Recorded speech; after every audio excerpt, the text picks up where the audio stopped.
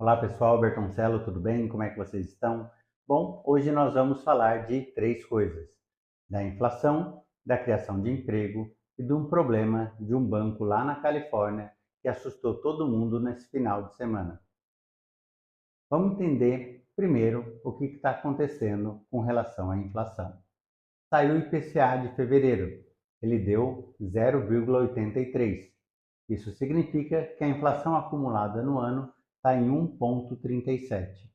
Se a gente considerar que a meta da inflação do Banco Central é 3,25, nós chegamos já a 42% da meta em apenas 2 meses.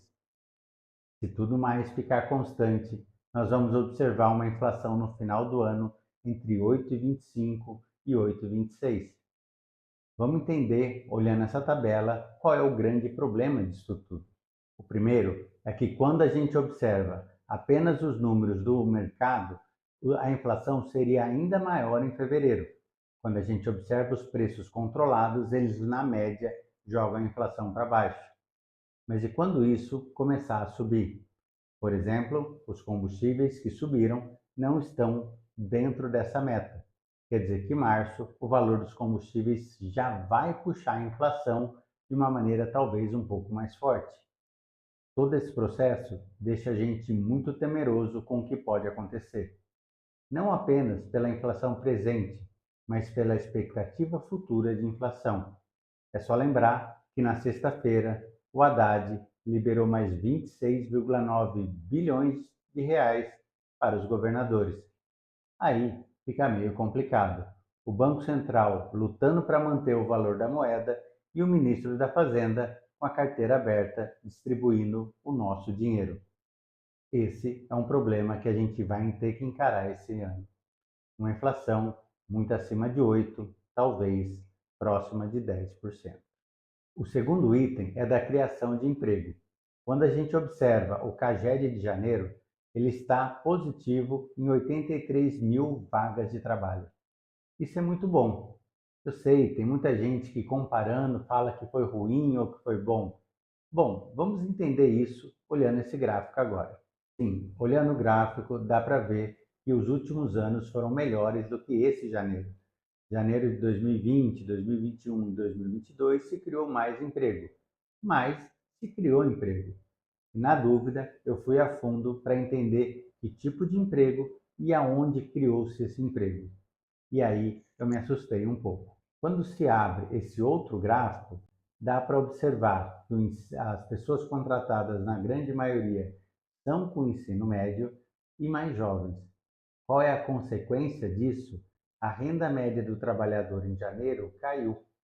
O brasileiro não só está criando menos emprego, mas ele está observando o seu salário ficar menor. E aí eu fui mais a fundo para justamente entender se isso era passageiro ou não. Afinal, em dezembro nós atingimos 7,9% de desemprego. É um momento importante, chegando próximo ao pleno emprego, que seria abaixo de 6. Mas agora, observa cada região. Se a gente for ver, Nordeste e Norte já não criaram vagas, criaram um desemprego. O número de vagas ali caiu. O Centro-Oeste reagiu muito bem, o Sul e o Sudeste estão na média. E esse é um ponto importante. Se por um acaso nós pararmos de gerar emprego, isso significa que as pessoas vão ter dificuldades em pagar suas contas. E aí pode gerar a roda ao contrário. Menos emprego, aí você tem menos pessoas conseguindo honrar seus compromissos, maior a inadimplência, empresas sofrendo e aí mais desemprego ainda. Ainda é muito cedo para falar qualquer coisa. Muito provavelmente esse 7,9 deve se manter estável nos próximos 2, 3 meses. E aí, dependendo do andar da carruagem, nós teremos de novo uma queda do desemprego ou, infelizmente, o aumento do desemprego depois de anos vendo esse desemprego cair. Mas o terceiro item chama muita atenção por uma questão estrutural. Um banco que está entre os 20 maiores dos Estados Unidos, o banco se chama Silicon Valley Bank, né? O Vale do Silício, Banco do Vale do Silício. que nós estamos dizendo aqui? Esse banco, entre quarta, quinta e sexta-feira, simplesmente quebrou. Vamos entender por quê.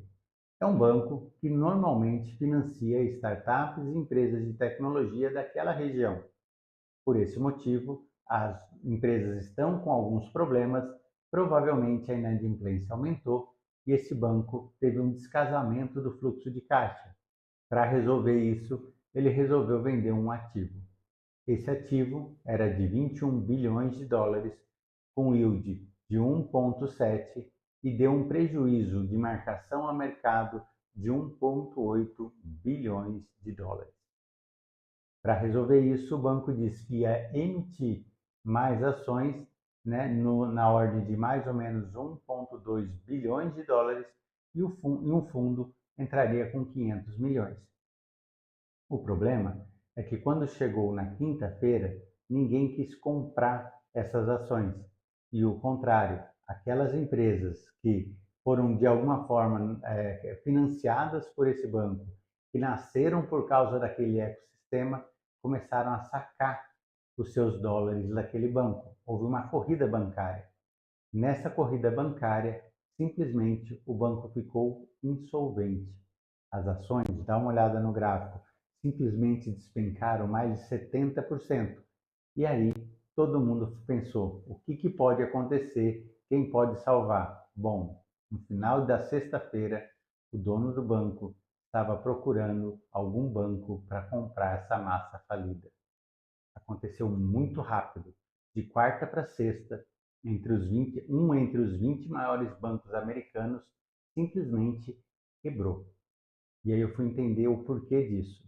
Alguns vídeos atrás, eu fiz um vídeo mostrando por que o Banco Central teve prejuízo, que é a tal marcação a mercado.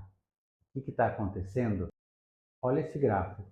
Ele demonstra um prejuízo a ser realizado de mais de 600 bilhões de dólares, não 1,8. É lógico que esses bancos só terão prejuízo se realizar. Eles só vão precisar realizar se houver uma corrida bancária, como aconteceu com o Banco do Vale do Silício. Entendo o problema. O Fed subiu tantos juros que agora eles estão numa encruzilhada. Ou eles continuam subindo os juros para conter a inflação e terminar o ano com uma inflação decente e com bancos quebrados, ou ele começa a injetar dinheiro na economia americana para salvar esses bancos. Caso isso aconteça, aí que a gente dá um twist em tudo isso. O Brasil, a gente já viu, está com a inflação em alta por causa de uma política fiscal e o desemprego em risco por causa da falta de investimento da iniciativa privada. Imagine se o Fed continuar subindo, teremos problema. Com que? Com a criação de emprego. Afinal, os dólares irão para os Estados Unidos e não aqui para o Brasil. Mas caso o Fed libere dinheiro, o que vai acontecer? Vai aumentar a inflação. E aí corre o risco das commodities dispararem e o Brasil ter uma inflação não próxima de 10, mas superior a 10, por causa de uma questão externa. Como a gente não fez o dever de casa, a gente está a cada dia mais vulnerável. E o que a sua empresa pode fazer com isso? Bom, a gente já fala aqui sempre, mas vale lembrar. Empresas podem lucrar em momentos bons ou momentos ruins. O mais importante é saber como agir. Observe também com lupa os dados da sua empresa. Capitalize ela ao máximo. Segure os seus custos e, com isso, espere para ver o que vai acontecer. Não é o momento de recuar, porque você pode abrir espaço no mercado para o seu concorrente, mas não é o momento de expandir. É o momento de esperar de uma forma capitalizada, porque desse jeito, mesmo que vier um grande problema, nós não teremos problemas dentro da sua empresa. E para a pessoa física, aí está mais fácil. Seja superavitário, guarde o seu dinheiro porque estão pagando para você esperar. Não é o momento de consumir, é o momento de procurar um banco, uma renda fixa e esperar tudo isso passar. Vai passar, mas o mais importante é se manter informado. Nosso papel aqui é tentar te ajudar nisso. Por enquanto é só, muito obrigado, Bertoncello, e até a próxima.